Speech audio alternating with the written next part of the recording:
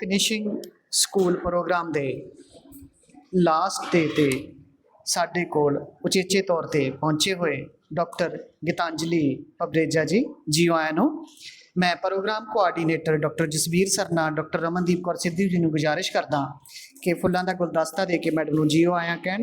Principal doctor ਪ੍ਰਗਟ Singh Garcha doctor Manu Chadha ਜੀ ਦਾ ਇਸ GHG Khalsa college of education ਦੇ ਵਿਹੜੇ 'ਚ ਆਉਣ ਲਈ ਮੈਡਮ ਸਾਡੀ ਮੈਨੇਜਮੈਂਟ ਪ੍ਰਿੰਸੀਪਲ ਸਰ ਸਟਾਫ ਅਤੇ ਵਿਦਿਆਰਥੀਆਂ ਵੱਲੋਂ ਤੁਹਾਨੂੰ ਨਿੱਘਾ ਸਵਾਗਤ। ਜੀਓ ਆਇਆਂ ਜੀਓ ਆਇਆਂ।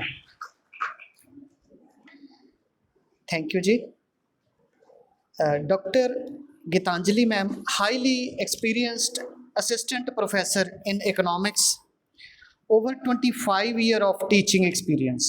मैडम ਨੂੰ ਲਗਾਤਾਰ 24 ਸਾਲ ਦਾ ਤਜਰਬਾ ਔਰ madam SCD government college Ludhiana ਦੇ ਵਿੱਚ ਬਤੌਰ ਪ੍ਰੋਫੈਸਰ ਕੰਮ ਕਰ ਰਹੇ ਨੇ।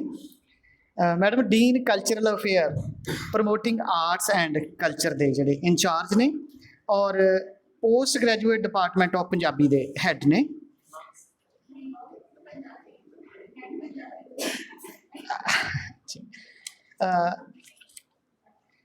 Achievement in academics and extracurricular activities during student days, received Roll of Honors for outstanding contribution to social and cultural activities. Madam ने एडिशनल चार्ज मैडम को है डिपार्टमेंट ऑफ पंजाबी का और प्रमोटिंग आर्ट्स एंड कल्चर के dean ने madam. Convener red ribbon club in charge alumni relations member IQAC next streaming committee editor social science section state secretary editor economic section जो सतलुज इन्हां दा magazine है। और मैं ब्रीफ च ही पढ़ांगा मैम क्योंकि काफ़ी लंबा इन्हां दा बायोडाटा मैं थोड़ा उन्ना क दसांगा जिन्ना कि साडे बच्चों नूं यूजफुल होएगा। मैडम पंजाब यूनीवर्सिटी के जिहड़े एडिड मैंबर ने फैकल्टी ऑफ आर्ट्स दे और बेस्ट प्रोग्राम ऑफिसर जिहड़ा इन्हां नूं अवार्ड मिलिया बाय डॉक्टर रेनू विज जी तो स्वच्छता चैंपीयन जो म्यूनसिपल कॉरपोरेशन लुधियाना वालों इन्हां नूं रिकॉगनाइज किया गया। Worked on assignments with PPSC subject expert for PG teacher selection KVM और जो एक पड़चोल जिहड़ा ऑल इंडिया रेडियो ते पंजाबी प्रोग्राम सी बजट ते 1 जनवरी 2025 ਨੂੰ ਇਹਨਾਂ ਨੇ ਬਕਾਇਦਾ ਉਹਦੇ ਵਿੱਚ ਇੱਕ ਪੜਚੋਲ ਪ੍ਰੋਗਰਾਮ ਦੇ ਵਿੱਚ ਗੁਜ਼ਾਰਿਸ਼ ਕੀਤੀ delivered into budget entry cases with fellow experts. Guest speaker ਰਹੇ ਨੇ madam co-chaired international conference speaker on FM radio quiz master ਬਹੁਤ ਸਾਰੀਆਂ ਮੈਡਮ ਦੀਆਂ ਰਿਸਰਚ ਪਬਲੀਕੇਸ਼ਨਸ ਤੇ ਰਿਸਰਚ ਪ੍ਰੈਜੈਂਟੇਸ਼ਨਸ ਨੇ। ਔਰ मैडम अज तुहाडे नाल इस लास्ट डे ते फिनिशिंग स्कूल प्रोग्राम के लास्ट डे ते अपने नाल विचार चर्चा करनगे। मैं एक बार फिर तो मैनेजमेंट प्रिंसीपल स्टाफ ते विद्यार्थियों वालों तुहानूं इस GHG Khalsa college of education के विहड़े च आउण ते मैम जीओ आया वेलकम। तो मैं गुजारिश करांगा कि मैडम तुसीं बच्चों नाल रूबरू होवो।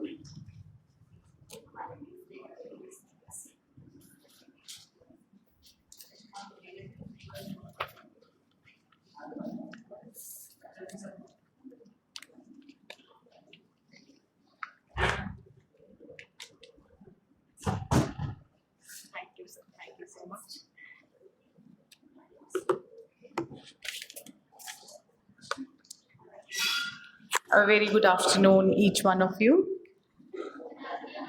Yeah. So, respected principal sir, members of the management, faculty members, and dear students, I'm very happy and glad that you gave me this opportunity to come to this institution, about which I have heard a lot, but I had not been here. And the moment I stopped my car and I entered here, there was a vibe of this place which I really liked. It's so peaceful. The aura of the place is so good. And the fact filled my heart with more pride that this institution is being nurtured by your principal sir, whom I have seen in those days in which you are today. आप जिस मकाम पे ज़िंदगी के आज हैं student life में, आपके सर हमारे स्टूडेंट थे। तो इनकी सबसे बड़ी जो कमाई एक टीचर की होती है, बहुत इनके बारे में आता रहता है, सेमिनार्स कराते हैं, कॉन्फ्रेंसेस कराते हैं, नैक पे टीम में जाते हैं, लेकिन उससे भी बढ़ के मेरा मानना है कि एक टीचर की और कमाई होती है। गेस करेंगे क्या? मुझे जब इनका कोई स्टूडेंट मिलता है ना, वो इतनी तारीफ करता है, इतनी तारीफ करता है कि मुझे खुद पे मान होने लगता है कि ये कभी मेरे हाथों से निकले।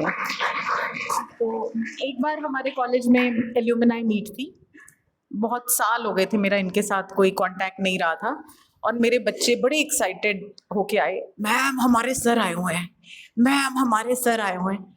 मैं देखूं कि बच्चे इतनी तारीफ कर किसकी रहे हैं, तो मैंने कहा कौन है आपके सर, कौन है एल्यूमिनाई मीट में, कौन ऐसा है, हर बच्चा आके कह रहा है। और जब मैं फाइनली मिली तो परगट सर थे। सो बिग राउंड ऑफ अप्लॉज। मैं आशा करती हूँ कि जो बच्चे आज इनके हाथों से, कई जनरेशन्स निकल गई इनके, बहुत साल हो गए इनको इस फील्ड में अब अपनी डिवोशन कमिटमेंट से काम करते, बट आप भी इसी तरह के मुकाम पे पहुंचो और फिर आप इनको एज गेस्ट ऑफ ऑनर अपने अपनी जगह पे बुलाना, राइट? चलिए, तो ज़्यादा समय आपका ना लेते हुए मैं शुरू करूंगी। आज मुझे यहाँ इनवाइट करा गया कि I should talk to you about communication skills. Am I right? So finishing school की ये एक्टिविटी है, लास्ट डे है, I have come to know. 6 दिन पहले बीत चुके हैं, ये 7वां दिन है। 7 डे था कि 6 डे था? ओके। तो 6 दिन में आपने क्या क्या करा, पहले थोड़ा सा ये जानना चाहूंगी। कोई एक बच्चा मुझे, मैं इंटरेक्टिव ही करूंगी, इट्स नॉट दैट कि मैं आई, मैं लेक्चर दिया और मैं चली गई। I will talk to you. So एक बच्चा खड़ा होकर मुझे बस ब्रॉडली बता दे कि 6 दिन आपने क्या क्या करा, ताकि मैं वो सारे एस्पेक्ट्स ना टच करूं, कुछ रेपिटेशन ना छोड़ करूं। कोई भी बता सकता है? ब्रॉडली बता दीजिए बस। हाँ जी, आप बताइए। बताना चाह रहे हैं, मुझे लगता है दिमाग में चल रहा है कि मैं इसको कर सकती हूँ, पिरो सकती हूँ इन अ थ्रेड, सारे मोतियों को जो इतने दिन आपने सीखा है। चलिए, डे 1 को क्या था? कोई एक बच्चा बता दीजिए, डे 1 में क्या था? हाँ जी, खड़े खड़े हो जाओ, कोई बात नहीं। हाँ, उठो उठो उठो, इसीलिए मैं आई हूँ। मैनेजमेंट के, अच्छा, मैथमेटिक्स के बारे में आपने नॉलेज गेन करी। सेकेंड डे क्या था? हाँ जी, हाँ जी। सेकेंड डे क्या था? चलिए, आप बताएंगे। हाँ जी, आप बताएंगे फटाफट, हमारे पास 40 मिनट्स है सिर्फ, जल्दी। Very good. तो आपने रेज्यूमे राइटिंग अपना सीखा, ठीक है। करिकुलम विटे भी बोलते हैं, बायोडेटा भी बोलते हैं, वेरी गुड। और थर्ड डे क्या करा आपने? हाँ जी, best out of waste, very good. Sustainability, very good. Next, fourth day. हाँ जी, फोर्थ डे केक बनाना सीखा? मुझे तो कुछ ऐसा ही सुन रहा है। हाँ जी, क्या करा फोर्थ डे, जल्दी बताइए। चलो, फोर्थ डे स्किप कर देते हैं, खा गए, मुझे लगता है भूख लगी थी आपको। फिफ्थ डे क्या करा? ऑनलाइन क्या? बोल दो खड़े होके, it's okay. Okay, but what was it about? What was it about? Interview skills, very good, very good. And sixth day was, कल क्या करा आप लोगों ने? कल तो संडे था, आई थिंक।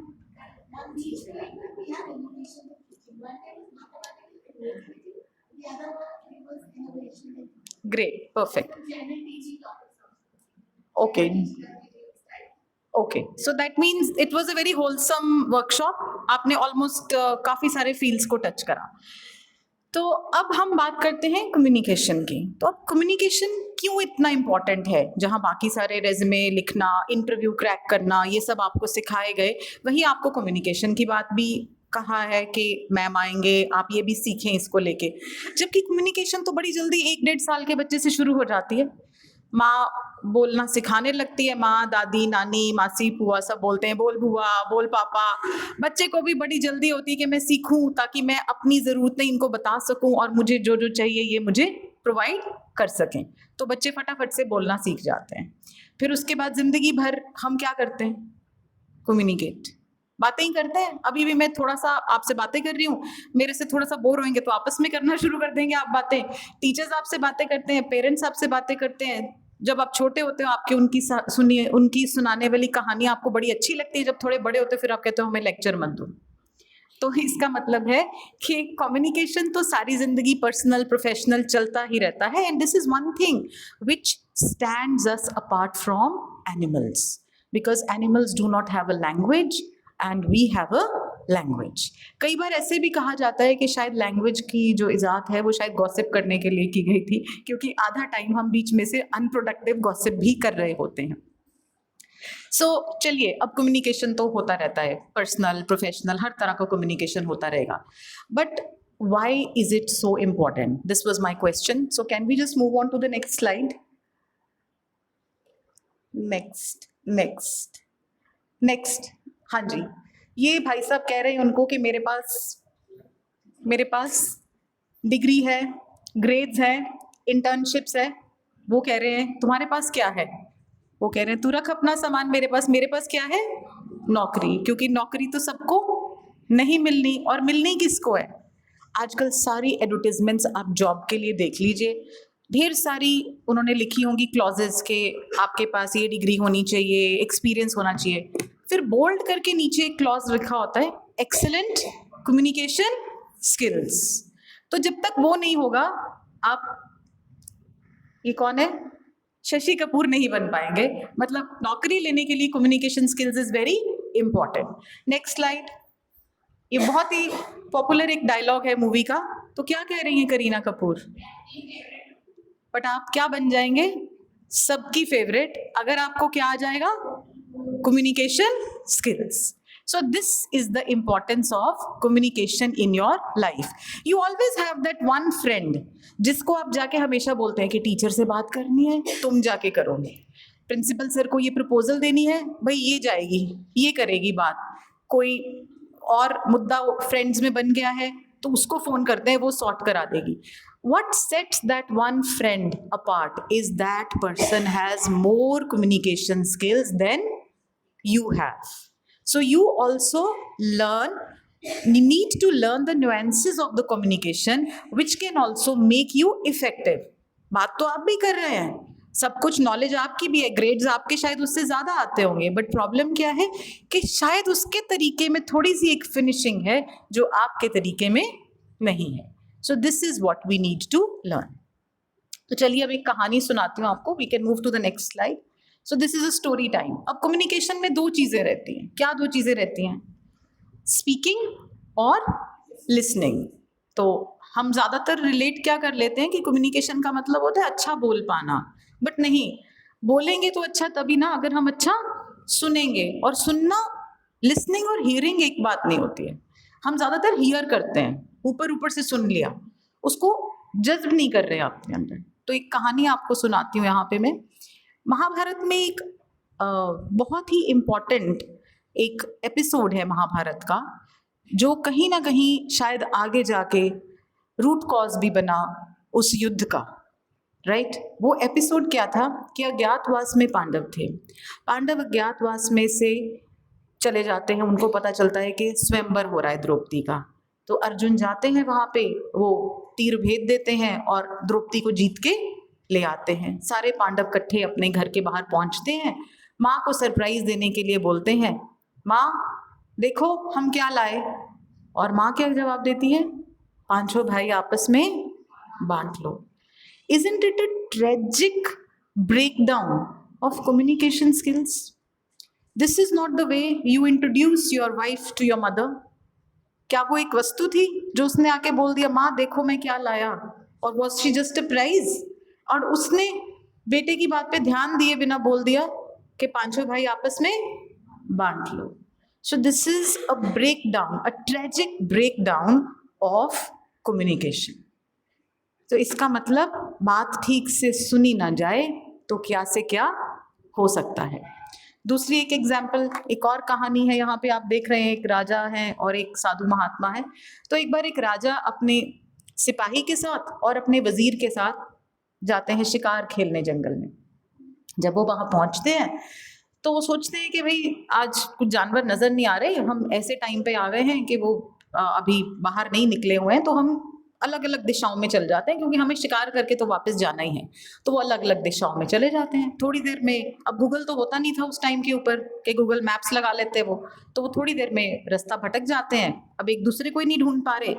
फिर करते करते वहां एक साधु बैठे होते हैं जो ब्लाइंड होते हैं, तो वो एक बंदा उनके पास पहुंच जाता है। कौन? सिपाही। तो सिपाही उनको बोलता है कि ओए अंधे, ये बता कि यहाँ से तूने राजा को जाते हुए देखा है? मेरा राजा था यहाँ पे, तूने जाते हुए देखा है किसी को? कोई आवाज आई तुझे? वो बोलता है कि इस दिशा में आप चले जाइए। फिर उसके बाद वजीर आते हैं, वो कहते हैं साधु तूने यहाँ पे देखा है किसी को? यहाँ से राजा निकले होंगे। वो उनको भी एक दिशा गाइड कर देते हैं। फिर राजा आ जाते हैं, राजा बोलते हैं प्रणाम महाराज, क्या आप मुझे बताएंगे कि यहाँ से आपको किसी घोड़े के जाने की आवाज सुनाई दी आपको? तो वो उनको भी जो उनको आइडिया होता है बता देते हैं। खैर इवेंचुअली वो तीनों अपना रास्ता वस्ता ढूंढ के इकट्ठे हो जाते हैं और राजमहल पहुंच जाते हैं। तो जब वो राजमहल पहुंचते हैं तो राजा कहते हैं कि तुम लोग साधु को मिले थे, क्योंकि साधु ने मुझे कैटेगोरिकली बताया कि इतने बजे आपके वजीर यहाँ से गुजरे हैं और इतने बजे आपके सिपाही यहाँ से गुजरे हैं। तो वो दूसरा बोलता है कि हाँ उसने मुझे भी बताया था कि इतने बजे फला बंदा यहाँ से गुजरा था। तो वो सोचते हैं कि साधु को हमने तो अपनी इंट्रोडक्शन दी नहीं, साधु वॉज ब्लाइंड, तो साधु को कैसे पता चला कि कौन राजा था, कौन सोल्जर था और कौन वजीर था?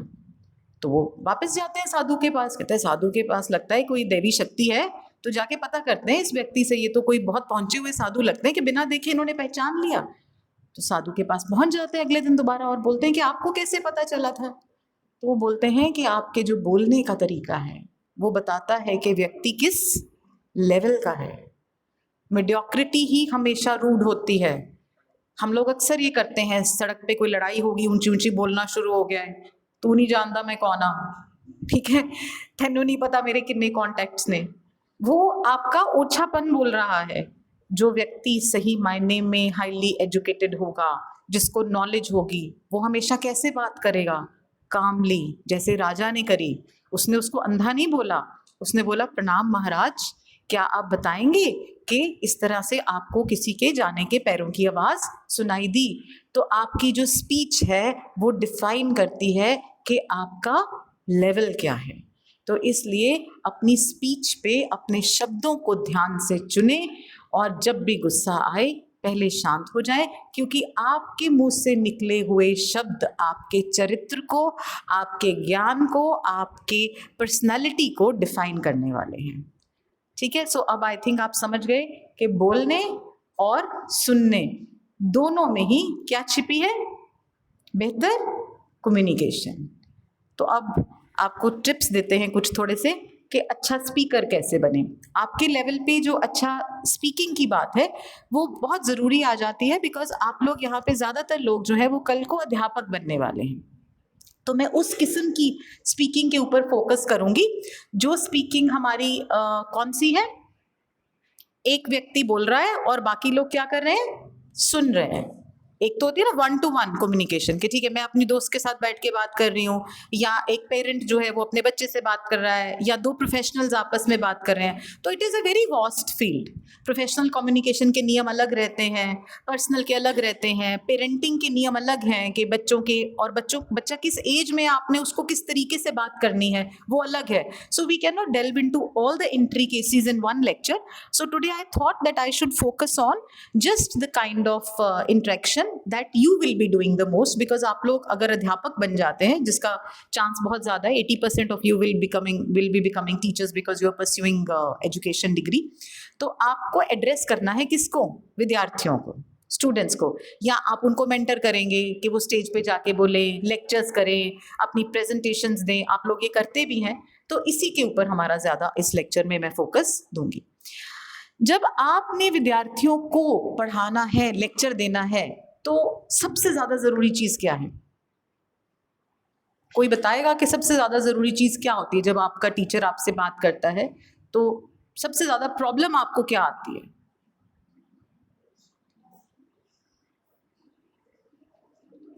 क्या प्रॉब्लम आती है आपको? टीचर पढ़ा रहा है, आपको सुनना है बैठ के, तो अब आपको क्या दिक्कत होती है कि बस ये होती है, बस मैम, बस, बस सर, बस, अब हमसे नहीं हो रहा, ये चुप क्यों नहीं हो जाते, चले क्यों नहीं जाते, क्लास बंद क्यों नहीं हो जाती? क्या हर टाइम ये इसी वजह से होती है कि टीचर का लेक्चर बोरिंग होता है? नहीं, कई बार बड़ा इंटरेस्टिंग भी होता है, आपका मन भी कर रहा होता है, क्योंकि हमारे सबका एक एवरेज कंसंट्रेशन स्पैन है। छोटे बच्चे का जो एवरेज कंसंट्रेशन स्पैन है वो है ही 3-4 मिनट, उसने टिकना है ही नहीं उसके बाद। और आप लोगों का खींच खांच के भी शायद 15 या 20 मिनट से ज़्यादा नहीं है। तो इफेक्टिवली आप किसी को 15 या 20 मिनट से ज़्यादा नहीं सुन सकते। यू वॉन्ट बिलीव, मैं क्लास में 15-20 मिनट से ज़्यादा पढ़ाती ही नहीं इफेक्टिवली, क्योंकि मुझे पता है कि उसके बाद इनको होल्ड करना क्या हो जाता है, बहुत ही मुश्किल। आप क्या करने लगते हो उसके बाद? ऐसे करने, बस हो गया, ऐसे। ये आपकी बॉडी लैंग्वेज बता रही है कि भाई अब हमसे रिटेन नहीं हो रहा। पर अगर अब आपको इसको स्ट्रेच करना है, इस 20 मिनट को, मैं चाहती हूँ कि मेरा लेक्चर 40 मिनट चले, प्रेशर है, आज ये टॉपिक खत्म करना है, मुझे तो बच्चों को सुनाना है, कैसे करूँगी? So I have to be innovative, तो मुझे उनको बांध के रखना है। तभी जो स्टेज पे कंपीटर्स होते हैं उनको क्या कहा जाता है? Anchors. What is the meaning of the word anchor? Google करें, नहीं आता तो गूगल कर लीजिए, फोन है आपके पास, I don't mind, you can use it. कौन होते हैं एंकर्स बताइए? जो शिप के नीचे हम फेंक देते हैं ना, शिप को, इतने बड़े शिप को होल्ड कर लेते हैं वो। तो एंकर क्यों कहा जाता है कंपीटर ऑफ एनी शो को? क्योंकि इसको आपको, इस सारी ऑडियंस को उन्होंने क्या करना है? होल्ड करना है, ताकि इनका दिमाग इधर उधर ना जाए। दिमाग में तो 3600 चीजें चल रही हैं, तो वो ना जाए। तो अब हम बात करते हैं कि आपकी स्पीच में ऐसी क्या चीजें हो जिससे आप ऑडियंस को क्या कर सकें? होल्ड। किसी की एक बात बहुत बढ़िया कही हुई यहाँ याद आ गई, कड़ी धूप में छाम दे दूं, कड़ी धूप में छाम दे दूं, आ जिंदगी तुझे घुमाव दे दूं, आ जिंदगी तुझे घुमाव दे दूं, मुझसे कहता है खुदा अक्सर, तू दरिया खोद बंदे, मैं तुझे नाव दे दूं। तो कुछ पाने के लिए हमें कुछ करना तो पड़ेगा। तो अगर आप एक अच्छे टीचर बनना चाहते हैं, या एक अच्छे वक्ता बनना चाहते हैं, या आप चाहते हैं कि लोग आपकी बात सुने, तो आपको उसके ऊपर थोड़ा सा काम तो करना पड़ेगा। तो अब क्या काम करना है आपने? तो जो स्पीच होती है आपकी, मैंने काफ़ी सारे यहाँ डूज एंड डोंट्स लिख रखे हैं, आपके मैम बाद में आपको ये पीपीटी भी शेयर कर देंगे। तो इनको मैं ब्रॉडली 4 या 5 पार्ट्स में बांट देती हूँ। तो सबसे पहला, आप क्लास में एंटर होते हैं या आप स्टेज पे एंटर होते हैं, चाहे प्रेजेंटेशन है चाहे टीचिंग है, आपकी बॉडी लैंग्वेज कैसी होनी चाहिए? ठीक है, अगर मैं आती इस तरीके से बहुत ही ढीला ढाला सा मेरा पॉस्चर होता और बिल्कुल मेरे फेस पे प्लेजेंटनेस नहीं होती, तो क्या आपको अच्छा लगता? नहीं लगता। तो सबसे पहले बॉडी लैंग्वेज में आपको काम करना है अपने पॉस्चर पे। Your posture should be good, confident. उसी से आपका कॉन्फिडेंस रिफ्लेक्ट होगा। जब उससे आपका कॉन्फिडेंस रिफ्लेक्ट होगा तो ऑडियंस आपके आते ही थोड़े से क्या हो जाएंगे? सतर्क, अटेंटिव, कि ये कौन आया, ये क्या कहने वाले हैं। तो आप जो बोलने वाला व्यक्ति है वो उससे और ज्यादा मोटिवेट हो जाएगा कि yes, they are ready to listen to me, so I should also give my best. So first thing that you should is focus on is your posture. And posture तभी अच्छा होगा अगर आप फिट होंगे। तो हर चीज में जो फिटनेस है वो बहुत इंपॉर्टेंट रोल प्ले करती है। देन नेक्स्ट, फेस पे क्या रहे? स्माइल। पेट में बहुत सारे चूहे कूद रहे होंगे, टेंशन भी हो रही होगी, एंग्जाइटी भी हो रही होगी कि हे भगवान, इतने सारे लोगों को एड्रेस करना है, कैसे करूंगा। लेकिन चेहरे पे क्या ले आइए? स्माइल। थोड़ी देर फेक होगी, उसके बाद वो अपने आप नेचुरल स्माइल में बदल जाएगी। और आपकी ड्रेस, इसको थोड़ा सा आगे करेंगे, एक slide. You need to dress for the audience. ये कंगना रनौत है, एक जगह इन्होंने बड़ी ग्रेसफुली एक साड़ी पहनी हुई है और एक जगह देखो वो शेर लगा के इन्होंने बड़ा गाउन सा पहन रखा है। क्या पार्लियामेंट में ये ऐसे कपड़े पहन के जा सकती हैं?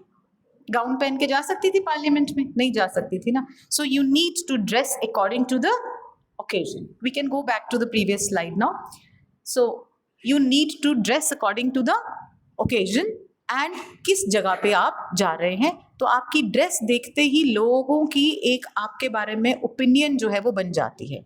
यहाँ पे आपको छोटी सी कहानी सुनानी चाहूँगी कि एक बार क्या हुआ कि जो हमारे भगवान कृष्ण है was believed to be a very learned man, God तो वो तभी है क्योंकि बहुत लर्नेड है, राइट? तो भगवान कृष्ण ने अपने सारथी को बोला कि रथ निकालो, आज हमने दुर्योधन को मिलने जाना है और हम 10 बजे चलेंगे। और वो पहुंचे नहीं बाहर, तो उनका सारथी बड़ा हैरान परेशान हो गया कि भगवान कृष्ण जो हैं वो तो कभी लेट होते ही नहीं, अगर वो एक टाइम दे दें तो उसी टाइम पे वो आ जाते हैं। तो वो अंदर चला गया पूछने के लिए कि क्यों इनको टाइम लग रहा है। तो भगवान कृष्ण अपना मुकुट सजा रहे थे, कभी एक तरह का वस्त्र पहन के देख रहे थे, कभी दूसरी तरह का कि मैं ऐसे अच्छा लग रहा हूँ या वैसे अच्छा लग रहा हूँ। तो उसने बोला, भगवान आपको इतनी तैयारी की क्यों जरूरत है? आपको तो सब इतना मानते हैं, तो आप इतना तैयार होके क्यों जा रहे हैं? तो उनका जवाब था कि जो व्यक्ति मेरे अंदर के गुणों को भांप नहीं सकता, वो व्यक्ति मेरे बारे में ओपिनियन कैसे बनाएगा? मेरी आउटलुक से। वो सबसे पहले मुझे वहीं जज कर लेगा कि इसके कपड़े, इसका मुकुट ऐसा है, ये बंदा तो किसी काम का ही नहीं है। लुधियाना में और हमारे जो नॉर्थ का कल्चर बनता जा रहा है, अभी सर के ऑफिस में यही बात हो रही थी, लोग पहले देखते हैं कि ये व्यक्ति किस गाड़ी से उतर रहा है, तभी आपके बारे में एक ओपिनियन सेट कर ली जाती है। तो ठीक है, हमें उन चीज़ों में नहीं जाना चाहिए, लेकिन आपकी ड्रेसिंग सेंस तो एटलीस्ट ऐसी हो कि आप एक इम्पैक्ट जो है वो जाते सार दूसरे व्यक्ति के ऊपर डालें। So always pay attention to your dress, to the neatness of the dress. I am not here saying that your dress should be expensive, but at least it should be well ironed, it should be clean, it should be according to the occasion, it should highlight your good aspects of your body, your posture, or your body type, rather than making you look bulky, and very clumsy. तो ये चीज़ें जो हैं आप ध्यान दें। कई बार क्या होता है कि हम रंग रूप नहीं देखते, हम ऐसे कपड़ों के साथ ऐसे कपड़े पहन लेते हैं जिससे हमारे कंप्लेक्शन जो है वो बहुत ज़्यादा जो उनके बैड पॉइंट्स होते हैं वो दिखने लग जाते हैं। You understand what I am trying to say here, right? तो आजकल ये सारी इन्फॉर्मेशन आपको इंस्टाग्राम रील्स और इधर उधर इन्फॉर्मेशन का तो इतना फ्लो है कि डेली, क्या आपको पता है आप कितनी इन्फॉर्मेशन ना चाहते हुए ले रहे हैं? You are absorbing information equivalent to 147 newspapers, reading full 147 newspapers, जबकि वैसे न्यूज़पेपर आप पढ़ नहीं रहे हैं। So this is the thing that you need to focus on your posture, your dress and your body style. Then next, जब आप बात कर रहे हैं तो बात करते टाइम वॉइस का रोल बहुत ज़्यादा इम्पोर्टेंट है। किसका? वॉइस का। अब वॉइस में सबसे पहले स्टेज पे जाइए, माइक चेक करिए, क्या माइक आपके अकॉर्डिंग है? अगर ये माइक यहाँ है, मैं बोलती चली जा रही हूँ, आपको कुछ सुना? नहीं सुना ना? आई हैड टू सी कि is it according to. Mic के बिल्कुल पास मत जाइए, इतने पास आ जाएंगे, कई लोग उसको टच ही करने लग जाते हैं। No, that's not good. Mic sense सबसे ज़्यादा इंपॉर्टेंट टिप है किसी भी स्पीकर के लिए। इतना दूर भी मत हो जाइए कि माइक आपकी स्पीच को कैच ही ना कर पाए। फिर कई लोग सोचते हैं कि ऊंचा और श्रीकी बोलने से ही हम अच्छा बोल पाएंगे। नहीं, आपने चीखना नहीं है, चीखेंगे तो आप मेरी आवाज़ को टॉलरेट ही नहीं कर पाएंगे थोड़ी देर के बाद। लोग बोलते हैं बहुत ऊंचा ऊंचा चीख चीख के बोलते हैं। सॉफ्टनेस रखिए, प्यार से बोलिए, मॉड्यूलेशन कीजिए। कभी बात थोड़ी स्ट्रेस देने वाली है तो उसको थोड़ा ज़ोर से बोले, कभी थोड़ा धीरे हो जाए। जैसे आप ये उतार चढ़ाव करेंगे तो जो बात मैंने आपको पहले गई थी कि ऑडियंस का ध्यान उतार चढ़ाव करते ही आपकी तरफ, वो कहीं और चले भी गए तो वापस आकर्षित होगा कि अब क्या हुआ कि इन्होंने थोड़ा सा ऊंचा बोला, अब क्या हुआ कि इन्होंने थोड़ा सा धीमा बोला। सो मॉड्यूलेशन, जिसे हम नुएंसेस कहते हैं, ये बहुत ही ज़्यादा इम्पॉर्टेंट है। काम रहिए। और एक चीज़ आपने देखी है, जब लोग बोलते हैं क्या बोलते हैं, ये चीज़ जो मैंने अभी करी, ये this is a very bad sign, nobody likes it. Instead of this, अगर आपको शब्द नहीं मिल रहे हैं, आप पॉज कीजिए, रुक जाइए, सोच लीजिए 2 minute.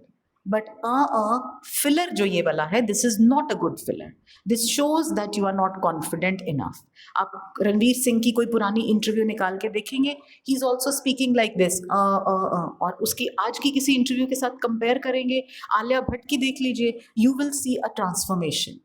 They were all doing this, now nobody is doing this. This is a change in your speaking style, and the pause that we take in between is sometimes called as the pregnant pause. Okay, that before delivering something good, you're thinking. And अगर आपको लगता है कि अभी आप इतने mature नहीं हुए कि आप बीच में उसी टाइम पॉज करेंगे तो कहीं रुक ही ना जाएं, आके कुछ बोल ही ना पाए, तो आप हमेशा एक छोटा क्लू कार्ड लेके जाएं, जैसे मैं लेके आई हूँ. आप कुछ पॉइंटर्स यहाँ पे अपना लिख लीजिए. कोई बात नहीं, हिंट लिया, वापस से आपने उसको दोबारा से शुरू कर दिया वहां से, लेकिन रुक सकते हैं बीच में. काम करिए अपने आप को, जो बात दिमाग में है उसको पहले दिमाग में ही सेट करिए कि मैंने इसको क्या बोलते हैं हम उसको, पैराफ्रेज कर लीजिए कि मैंने इसको इस शब्दों में बोलना है, और उस तरीके से आप उसको दोबारा प्रोड्यूस कर सकते हैं. Right, so this is one thing. Then another thing is content.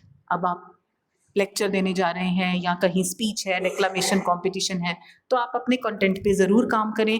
AI और चैट जीपीटी का सहारा अगर आप लेंगे तो आप क्या सोचते हैं कि बाकी नहीं लेंगे? वो भी तो लेंगे. सो इसलिए मटेरियल जो है उसको हमेशा थोड़ा सा यूनिक बनाने के लिए you can take care of this thing that there is no repetition, and this can be corrected by doing what. How can you ensure that there is no repetition in your material? एक किताब बच्चों को आपने लगवा दी. आप बच्चे हो, आज क्या सोचते हो?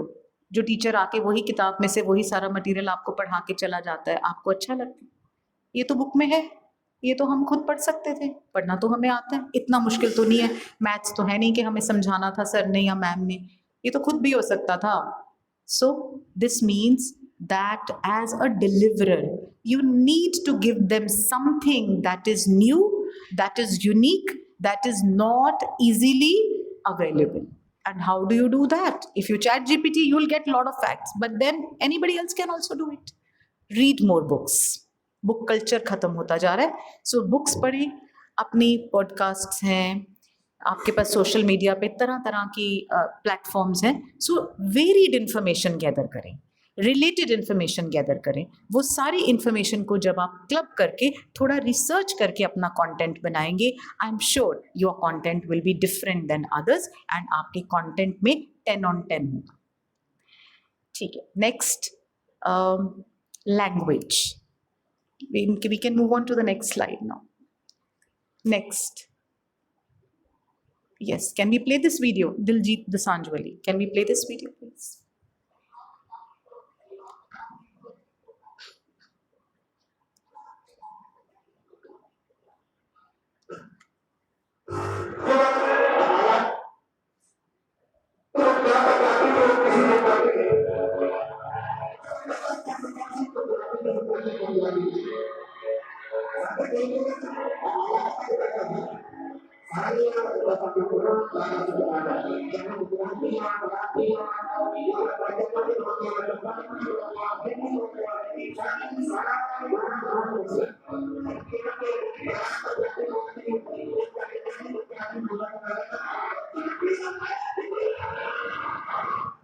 Punjabi aa gaye hoye. Is he addressing Punjabis?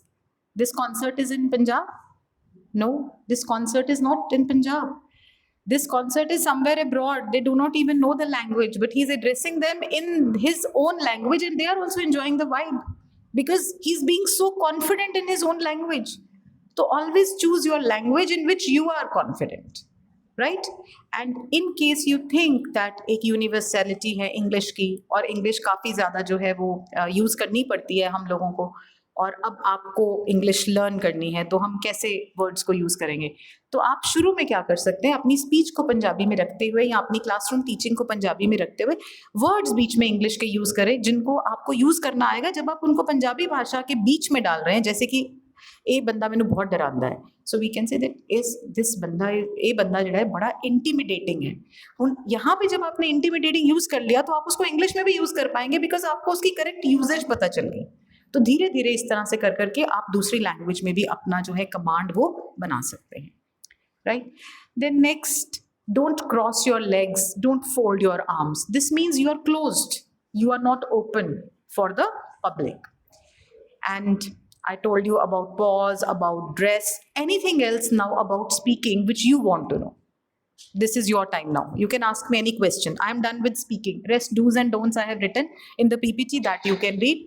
Main बातें मैंने सारी कर ली आपके साथ. अब आप कुछ, आपको हेजिटेशन होती है कुछ स्टेज पे बोलने को या पीपीटी देने में, आप कुछ जानना चाहते हैं, पूछना चाहते हैं कि आप कैसे इसको ओवरकम करें, तो feel free. I give you 2 minutes.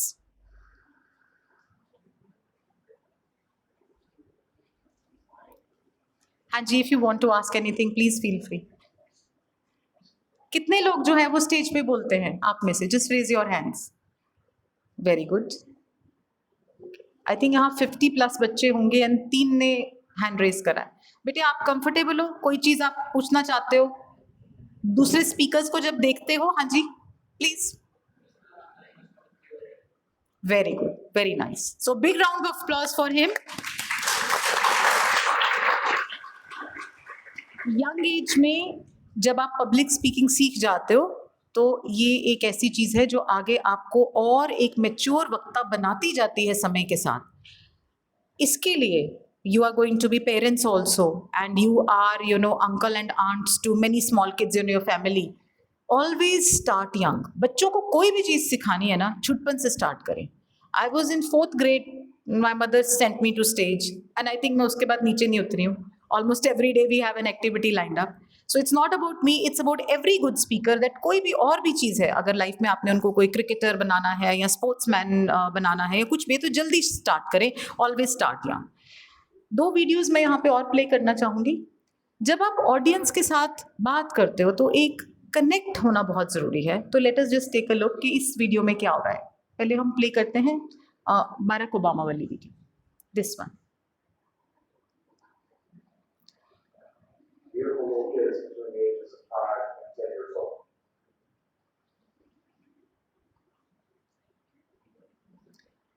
कुछ नोटिस करा? नोटिस करना इसमें कि क्या करा इन्होंने। एक बार फिर से प्ले करें। Beautiful little kids between the ages of 5 and 10 years old. एक जेस्चर है उनका, उसको नोटिस करें। चलो आपको वर्ड्स नहीं भी सुन रहे तो कोई बात नहीं, देखें दोबारा और कोई एक व्यक्ति मुझे बता दे कि इन्होंने क्या करा है। Ages of 5 and 10 years old.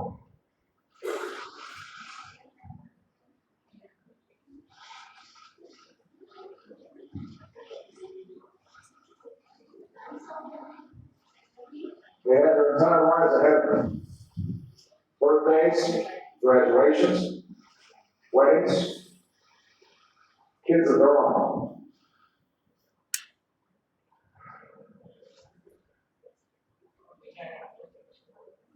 कोई बात नहीं। I think have you caught the concept? पता चला क्या हुआ?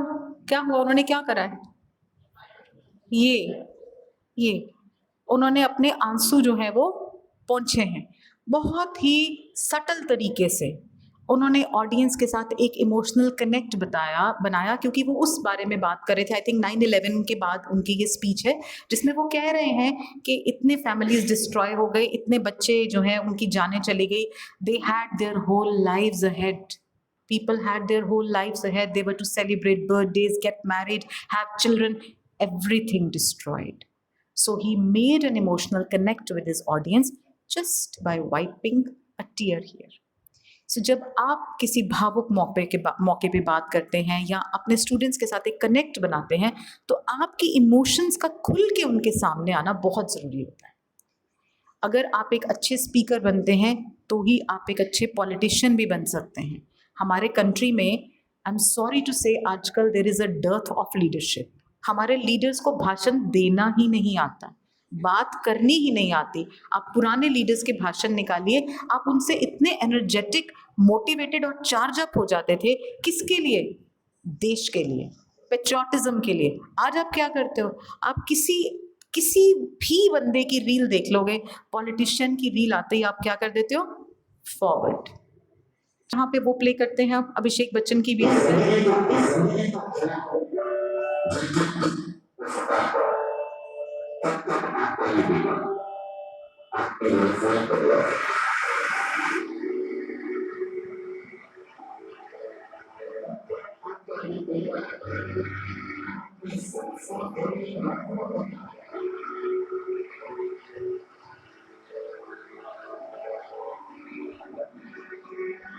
हाँ जी, इसमें क्या हुआ? उनके पिता जो हैं वो हर टाइम ये बोलते हैं कि लाइफ लाइन दें, लाइफ लाइन दें। उन्होंने उसी शब्द का इस्तेमाल करा और बोला कि जब जब जिंदगी का दुख आपको सताएगा, आपका ये बेटा पापा आपकी सबसे बड़ी लाइफ लाइन बन जाएगा। इमोशनल आप भी हो गए, मैं भी हो गई, उनके पिता भी हो गए। सो एक कनेक्ट जो है वो बहुत ही ज़्यादा ज़रूरी रहता है। अब हम आ गए दूसरे पार्ट पे। आप रेस्टलेस हो रहे हैं, ज़्यादा समय नहीं लूँगी, अब बस 5 मिनट और। तो let's move on to the listening. ये स्पीकिंग के बारे में था सब कुछ, मैंने अपनी तरफ से सारा डिलीवर कर दिया। अगर आपके मन में कुछ है तो after listening you can ask the questions. अब स्पीकिंग की लिसनिंग की बात हम ऑलरेडी कर चुके हैं कि सुनना भी उतना ही ज़रूरी है। एक स्टैटिस्टिक्स है जो क्या कहता है, आगे बढ़े स्लाइड, इसको भी छोड़ सकते हैं, आगे चलते हैं। हमारी पूरी जिंदगी में 32.7% of the time is listening and 25% of the time is speaking and 22% is writing। शायद जेनजी के लिए 22 भी नहीं होगा, जेनजी तो लिखती नहीं है। सो एनीवेज, तो अब अगर सबसे ज़्यादा हम सुन रहे होते हैं, चाहे नोइंगली चाहे अननोइंगली हमारे कान में बात पड़ रही होती है, तो इसका मतलब लिसनिंग इज़ वेरी इंपॉर्टेंट। पहले भी मैंने आपको कहा लिसनिंग और हियरिंग एक चीज़ नहीं होती है। चीज़ों को अपने अंदर जज्ब कर लेना अलग बात है और सिर्फ सुन लेना अलग बात है। अभी एक मूवी आई थी मर्दानी 3, उससे पहले एक मूवी आई थी मर्दानी 2, शायद आप लोगों ने, कुछ लोगों ने देखी होगी। सो उस पर जो क्रिमिनल होता है वो इस इंस्पेक्टर के साथ, रानी मुखर्जी का ने जो रोल प्ले करा है, टेलीफोनिकली ही बस बात कर रहा होता है। किसी को है यहाँ पे पता कि वो अल्टीमेटली जब उसके घर के आसपास पहुंच जाती है तो उसको कैसे पता चलता है कि ये वही व्यक्ति है जो मुझे फ़ोन पे थ्रेट कर रहा था? क्योंकि जब वो उसको टेलीफोनिकली बात करता था तो पीछे से एक रिलीजियस प्लेस की, आई डोंट रिमेम्बर, चर्च या गुरुद्वारे की कोई आवाज़ आती थी। अब उस व्यक्ति ने उसको फूल करके अपने ही घर पे बुला लिया and she doesn't know that he is the same person who used to threaten her. But क्योंकि वो टेलीफोन में हो रही उसकी अपनी बातचीत के अलावा बैकग्राउंड भी सुन रही होती थी, जैसे ही वो घर उसके पहुंचती है अनआर्म्ड, वो अलर्ट हो जाती है क्योंकि उसको वही आवाज़ वहाँ सुनाई देती है कि इसका मतलब मुझे जो थ्रेटनिंग कॉल्स आते थे वो तो इसी घर से आते थे। So it was game changer for her. She immediately informs her subordinates and her life is saved. But the point is कि she was alert. तो इसका मतलब आप अपने इर्द गिर्द में आने वाली ध्वनियों से जितने अलर्ट होते हैं, कई बार आप सड़क पे जा रहे होते हैं, लड़कियों की बड़ी प्रॉब्लम होती है, अपने पता नहीं कौन से ख्यालों में खोई हुई जा रही होती हैं, पीछे लोग हॉर्न मारते जा रहे हैं, मारते जा रहे हैं, मारते जा रहे हैं, बिल्कुल जब इनके पास आके मारेंगे वो दिल मेक अ फेस के भाई तुम सुन नहीं रही, then they are like oh okay okay okay I am sorry sorry sorry. तो इसलिए अलर्ट होना बहुत ही ज़्यादा ज़रूरी है। तो आप अपने आसपास जो भी ध्वनियाँ आपको आ रही हैं, साउंड्स आ रही है, उनको लेके प्लीज़ थोड़े अलर्ट रहिए। अब लिसनिंग की बात आ गई। आप किसी की बात सुन रहे हैं, आपके पास कल को आपके स्टूडेंट्स आएंगे, मैम हमने आपसे ये बात करनी है, तो आपको कैसे सुनना पड़ेगा? सुनने के लिए सबसे बड़ी चीज़ क्या चाहिए होती है? पेशेंस। और एक प्रॉब्लम बताऊं, जब हम टीचर्स बन जाते हैं ना, तो हमारे अंदर पता नहीं कौन सी देवी शक्ति आ जाती है बोलने की, और सुनने की खत्म हो जाती है। हम कुछ सुनना ही नहीं चाहते, बस आप कुछ बोले सही, मेरे दिमाग में ये चल रहा है कि मैंने इसको जवाब कैसे देना है, मैं आपको सुन ही नहीं रही क्योंकि मुझे तो अपना बोलना है ना। तो इस चीज़ की प्रैक्टिस करनी पड़ती है, आपको एक गुड लिसनर बनना पड़ता है। तो इसलिए ये एक टीचर के लिए मैं कहूँगी, बोलने से भी ज़्यादा अच्छा लिसनर बनना बहुत ज़रूरी है। बिकॉज आपके हाथ में क्या सौंप देने वाले हैं स्कूल्स और कॉलेजेस? एक पूरी जनरेशन का यूथ, हर साल एक नई जनरेशन जो भरा पड़ा है अंदर से। उनके घर में उनकी बात नहीं सुनी जा रही, उनको कोई समझ नहीं पा रहा, घर से निकलते हैं, they look up to you as a mentor, as a teacher. आपके सर अगर बच्चों से जुड़ते हैं ना, तो इसकी ज़रूर ये वजह होगी कि ये बच्चों की बातें सुनते होंगे। अगर मैं बच्चों से कनेक्ट मेरा अच्छा है तो क्योंकि I give them a patient hearing कि हाँ बताओ क्या प्रॉब्लम है आपको, let us talk about it. तो एक अच्छा टीचर जो बच्चों की बात नहीं सुनता वो हो ही नहीं सकता। सो अब सुनना कैसे है? सबसे पहले तो पेशेंस दिखाएं, फिर उस व्यक्ति से आई कांटेक्ट बनाएं कि हाँ मैं सुन रहा हूँ, नोट करें कि हाँ मैं तेरी बात को रिसीव कर रहा हूँ। और अगर उस व्यक्ति ने बोला कि सर आपको नहीं लगता कि हमें आज क्लास ऑफ कर देनी चाहिए, तो आप क्या कहते हो? तुम्हारी तो सारी जनरेशन ही ऐसी है, तुम्हें तो पढ़ना ही नहीं है। नहीं नहीं, क्यों छलांग लगानी? पैराफ्रेज करें, उसी के वर्ड्स को दोबारा बोले, हाँ बेटे बात तो आप ठीक कह रहे हैं, मौसम अच्छा है, क्लास ऑफ भी कर सकते हैं, क्यों ना 20 मिनट पढ़ लिया जाए, उसके बाद आप और मैं हम दोनों जाके बाहर एंजॉय करें। वो आपसे सहमत भी हो जाएंगे और क्लास अटेंटिवली लगाएंगे भी। थोड़ी सी मैनिपुलेशन करनी है तो मैनिपुलेशन ही। आप बड़े हो, आपको पता है ठीक गलत क्या है, बट बच्चा तो बच्चा है ना, अब उसके साथ मैनिपुलेशन नहीं करेंगे तो काम नहीं होगा। फिर उसके बाद क्वेश्चंस पूछें। अगर वो आपको आपके घर की अपनी कोई प्रॉब्लम बता रहा है, तो अगर आप आगे से कुछ पूछ ही नहीं रहे, बस कह देते हैं कि हाँ नहीं नहीं ऐसे होता है बेटा, इट्स ओके कोई बात नहीं, अभी काम कर लोगे, टाइम के साथ सब हो जाएगा। कुछ पूछे तो सही कि एक्चुअली हुआ क्या था, मदर से प्रॉब्लम हुई या फादर से, तुमने कुछ करा था, कहाँ गए थे, कैसा माहौल है घर में, उसके बारे में थोड़ी सी इन्फॉर्मेशन जब आप गैदर करेंगे तो आप उसके पर्सपेक्टिव को ज़्यादा बेहतर समझ पाएंगे। तो जाहिर सी बात है फिर आप उसको जो एडवाइस करेंगे वो भी क्या होगी, बेटर। और किसी को बात करते टाइम टोके ना, थोड़ी पेशेंस रखें, खत्म करने दीजिए अगले को बात अपनी, उसके बाद बोल लेंगे। कई बार अगला व्यक्ति आपके पास इतना भरा हुआ आता है, let the steam cool down, बोल ले भाई तू पहले, ठीक। उसके बाद जब वो शांत हो जाता है तो वो भी काम हो जाता है, आप भी काम हो जाते हैं और बात बड़ी अच्छे से हो पाती है।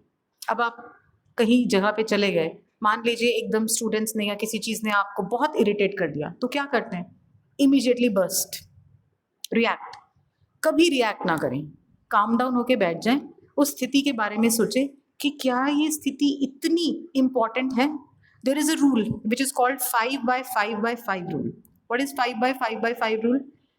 कि क्या ये चीज़ जो 5 मिनट का ये कांड हुआ, क्या अगले 5 सालों में ये मेरी लाइफ में कोई वैल्यू रखने वाला है? नहीं, तो फिर मैं इसके ऊपर इतना बवाल क्यों मचा रही हूँ?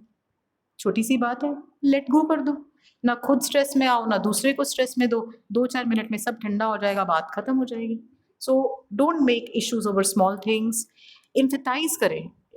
सिंपैथाइज और एम्पैथाइज में फ़र्क पता है? बताइए फिर, चलिए बता दीजिए फिर खड़े होके, आप बड़ा अच्छा सुन रही हैं आप, बताइए सिंपैथाइज और एम्पैथाइज में क्या फ़र्क है?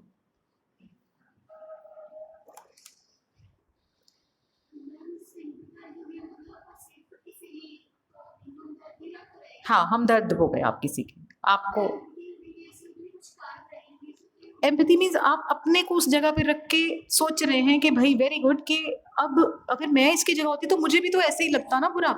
आधी प्रॉब्लम्स यहीं खत्म हो जाती हैं, ठीक है। अब क्या हुआ कि कुछ दिन पहले, मैं आपको अपनी ही एग्जांपल दे देती हूँ। मेरी एक फ्रेंड है कॉलेज में, उनके साथ कोई बात, मेरी वजह से उनको कोई बात बुरी लग गई और उन्होंने मुझे मैसेज कर दिया कि गीतांजलि मैम मुझे बहुत इंसल्टेड फील हुआ।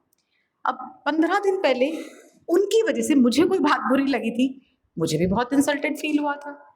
तो अब उन्होंने मुझे मैसेज कर दिया, मैंने कहा देखो अगर आपको मेरी वजह से, अनइंटेंशनल था, मैंने इंटेंशनली तो नहीं करा, लेकिन अगर आपको बुरी लगी तो आई एम सॉरी। आगे से उन्होंने मुझे जवाब दिया, क्योंकि वो इतने गुस्से में थी, उन्होंने बोला कि नो इट इज़ अनपार्डनेबल, कि आपका गुनाह जो है वो तो पार्डन की काबिल ही नहीं है। अब मैं समझ गई कि मैडम तो बहुत ही गुस्से में है। फिर मैंने उनको फिर से एक मैसेज करा, मैंने उस मैसेज में उनको लिखा कि मैडम आप, मैं समझ सकती हूँ कि आपको बुरा लग रहा है, लेकिन इससे कहीं ज़्यादा बुरा जो 15 दिन पहले हुआ था उसमें मुझे भी लगा था, पर मैंने तो आपको जिक्र भी नहीं करा और मैंने उसको लेट गो कर दिया। उसके बाद उनका मैसेज आ गया हार्ट, मैंने भी आगे से एक हार्ट बना दिया, मामला खत्म हो गया। तो बात बढ़ सकती थी लेकिन वो हार्ट्स मिल गए और बात जो है वो खत्म हो गई। तो इस तरीके से हम दूसरे को समझा सकते हैं कि भाई हर सबके साथ ये सब हो जाता है, तो इट्स ओके। आज बेटे जिस दुनिया में हम रह रहे हैं, आज सुबह न्यूज़पेपर पढ़ी किसी ने, बस I am just wrapping up, I think time भी हो गया होगा आपका। तो आज हम जिस दुनिया में रह रहे हैं, सुबह न्यूज़पेपर पढ़ा आपने? नहीं पढ़ा, चलो बताइए, काफ़ी कुछ हो रहा है, वर्ल्ड वॉर 3 की तैयारियां हो रही हैं, ट्रम्प साहब अजीब नमूने हैं, कभी कुछ बोलते हैं कभी कुछ। तो ट्रम्प ने क्या सोचा था, क्या सोचा था ट्रम्प ने, कि ईरान तो ऐसे ही है, इसको तो मैं ऐसे 2-4 धमकियां दूंगा। वो क्या निकल आया, वो धुरंधर 3 निकल आया कि तू आ तो सही, मैं बताता हूँ तुझे। तो the world today that we are living in is defined by VUCA. What is VUCA? VUCA। It is volatile, it is uncontrollable, it is very competitive, complex and it is very ambiguous। ये term हम दुनिया के हालातों के लिए use कर रहे थे आज से शायद 15-20 साल पहले, और आज तो एक कदम और आगे बढ़ गया है। Now we call it BANI. The world is BANI. What is BANI? It's brittle, it is full of anxiety, anxious, we all are anxious all the time, and N is non linear. Relationships कुछ समझ ही नहीं आ रहे, एक सीधा जैसे y is equal to 2x है ही नहीं है, कुछ भी हो सकता है, एंड इनकॉम्प्रिहेंसिबल, समझ से बाहर होती जा रही हैं चीजें। सो जब आप ऐसी दुनिया में जी रहे हैं, तो जो बच्चे आज पढ़ाई कर रहे हैं, जिन्होंने आज किंडरगार्टन शुरू करा है, जो आज एजुकेशन की दुनिया में जा रहे हैं, और with the advancement of technology like AI and chat GPT and all this big big technologies happening, ये बच्चे जब बड़े होंगे तो आप मुझे बताइए कि इनको किस तरह के वर्क एनवायरनमेंट में काम करना पड़ेगा, कैसी इनकी नौकरियां होंगी, कैसी इनकी सर्वाइवल होगी। क्या पता हवा के लिए हो, पानी के लिए हो, जिंदगी के लिए हो, नौकरियां तो बड़ी दूर की बात है। हम इमेजिन भी क्या कर सकते हैं? यस और no? No, it's hard to imagine. आज से 10-15 साल पहले आपने सोचा था कि इस तरह से चैट जीपीटी से सारे आंसर्स आ जाएंगे? क्या मजे की बात है, स्कूल में ही आ गए होते तो बड़ा बढ़िया ना होता, असाइनमेंट्स तो ऐसे बन जाती हैं। इसी तरह आज से 10 साल बाद क्या होना है, आप इमेजिन ही नहीं कर सकते। तो अगर आप इमेजिन ही नहीं किसी चीज को कर सकते, तो उसके लिए हम क्या करिकुलम डिजाइन करें, आपको कैसे इक्विप करें? इट्स वेरी डिफिकल्ट, क्योंकि हमें तो पता ही नहीं कि होना क्या है। तो इस केस में ये नहीं है कि ये करिकुलम्स रिडंडेंट हो गए, बट इन करिकुलम्स में एक पिंच ऑफ, जैसे सब्जी में अगर नमक और काली मिर्च और गरम मसाला बढ़िया से डाल दिया जाए तो सब्जी बढ़िया हो जाती है। तो वो जो डैश डालनी है ना हमने, ये पिंच ऑफ, ये पिंच ऑफ, वो पिंच ऑफ किस चीज की है? 3 चीजों की, AQ, EQ और kindness. Teach your children, teach yourself, teach people around you to be kinder, because you don't know what struggle the world is going through, what struggle people are coming from. Second is EQ. What is EQ? IQ क्या होता है? Intelligence question, आप सबको पता है, देख लेते हैं हम इसका। इंटेलिजेंट क्वेश्चन बहुत ज्यादा है, बहुत सवाल पूछता है, एंक्शियस है, क्यूरियस है टू नो थिंग्स, ठीक है। What is EQ? Does anyone know here? Emotional quotient. If you learn the children to balance their emotions, they will navigate through path whatever they have to face. आजकल 2 likes नहीं मिलती तो हम depress हो जाते हैं, मेरी शक्ल वैसी क्यों नहीं है, उसकी इतना ग्लो क्यों है। कुछ मैटर नहीं करता, वो सब फिल्टर्स हैं, वो सब मेकअप है, आप बहुत खूबसूरत हो, भगवान ने मास्टरपीसेस बनाए हैं सारे, राइट। सो इस तरह से अपनी इमोशंस को बैलेंस करना सीखें। सुसाइडल टेंडेंसीज जो बच्चों में आ रही हैं, डिप्रेशन आ रहा है, ये इसी वजह से, क्योंकि हम उनको इमोशंस बैलेंस करना नहीं सिखा रहे। Third is AQ. Can anybody tell me what is AQ? हाँ जी, पढ़ा होगा आप लोग तो, बहुत साइकोलॉजी पढ़ते हो। Adversity quotient. That means we should teach our children and ourselves कि टफ से ज्यादा क्या हो जाएगा, उसको फेस करना अगर सिखा दिया तो जो छोटे मोटे प्रॉब्लम्स हैं वो तो अपने आप ही निकल जाएंगे। So we have to be strong with our adversity quotient, with our emotional quotient, with our character building, and then we can navigate through each and everything. So that was all from my side. If you have any questions, you can ask. And I would just like to say a few words for the teachers here, because teachers जो हैं वो किसी भी संस्था के स्तंभ होते हैं, और मुझे लगता है कि अगर टीचर्स में ये सारी क्वालिटीज़ हैं जिनकी हम बात कर रहे थे और आपके टीचर्स में हैं, यकीनन है, क्योंकि इतने सालों से वो इस इंस्टीट्यूशन को होल्ड करके खड़े हुए हैं, तो वो आप में ऑटोमेटिकली ट्रांसफ़र होती हैं, बिकॉज टीचर्स सिर्फ आपके टीचर्स नहीं होते, वो आपके मेंटर्स होते हैं। सुंदर सुर सजाने को साज बनाता हूँ, नौसिखिए परिंदों को मैं बाज बनाता हूँ, चुपचाप सुनता हूँ शिकायतें सबकी, तब दुनिया बदलने की आवाज़ बनाता हूँ। समंदर तो परखते हैं हौंसले कश्तियों के, समंदर तो परखते हैं हौंसले कश्तियों के, अजी मैं तो डूबती कश्तियों को जहाज़ बनाता हूँ। बनाए चाहे चांद पे कोई बुर्जे खलीफा, बनाए चाहे चांद पे कोई बुर्जे खलीफा, मुझे क्या, मैं तो अध्यापक हूँ, मैं तो कच्ची ईंटों से ही ताज बनाता हूँ।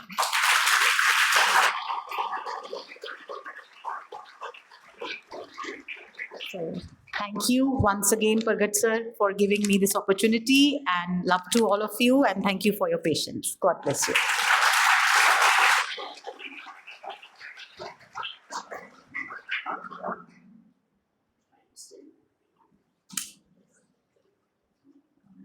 Thank you ma'am. ਮੈਂ ਗੁਜ਼ਾਰਿਸ਼ ਕਰਾਂਗਾ ਪ੍ਰਿੰਸੀਪਲ ਸਰ, ਮਨੂ ਮੈਮ ਤੇ ਸਾਰੇ ਸਟਾਫ ਮੈਂਬਰਸ ਨੂੰ ਕਿ ਆਏ ਹੋਏ ਮਹਿਮਾਨ ਨੂੰ ਆਪਾਂ ਅਵਾਰਡ ਆਫ ਆਨਰ ਦਈਏ।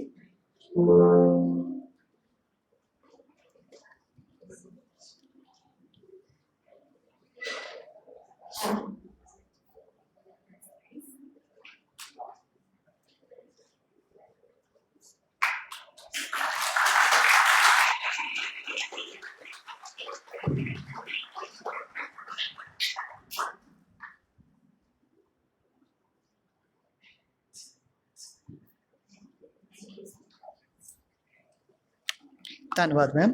ਮੈਂ ਗੁਜ਼ਾਰਿਸ਼ ਕਰਦਾ ਸੰਸਥਾ ਮੁਖੀ ਡਾਕਟਰ ਪ੍ਰਗਟ ਸਿੰਘ ਗਰਚਾ ਜੀ ਨੂੰ ਕਿ ਵਿਦਿਆਰਥੀਆਂ ਨਾਲ 2 ਸ਼ਬਦ ਸਾਂਝੇ ਕਰਨ। Thank you, Rishpal sir. A very good afternoon to all present here. ਆਪਾਂ ਜਿਸ ਤਰ੍ਹਾਂ ਪਿਛਲੇ ਦਿਨਾਂ ਤੋਂ ਅਲੱਗ-ਅਲੱਗ ਸੈਸ਼ਨਸ ਫਿਨਿਸ਼ਿੰਗ ਸਕੂਲ ਪ੍ਰੋਗਰਾਮ 'ਚ ਲਗਾ ਰਹੇ ਸੀ ਤੇ ਅੱਜ ਇਹ ਲਾਸਟ ਡੇ ਸੀ ਫਿਨਿਸ਼ਿੰਗ ਸਕੂਲ ਪ੍ਰੋਗਰਾਮ ਦਾ। ਤੇ ਜਦੋਂ ਮੈਮ ਨੇ ਤੁਹਾਨੂੰ ਪੁੱਛਿਆ ਸੀ ਕਿ ਲਾਸਟ 6-7 ਡੇਜ਼ ਕੀ ਕੀਤਾ, ਕਿਹੜੇ-ਕਿਹੜੇ ਟੌਪਿਕ ਦੱਸੇ, ਤੁਸੀਂ ਨਾ ਹੈਜ਼ੀਟੇਟ ਨਹੀਂ ਕਰਨਾ ਕਦੇ ਵੀ। ਤੁਹਾਡੇ 'ਚੋਂ ਆਲਮੋਸਟ 80% ਬੱਚਿਆਂ ਨੇ ਇਸ ਮਾਈਕ ਤੋਂ ਆ ਕੇ ਬੋਲਿਆ ਹੋਇਆ।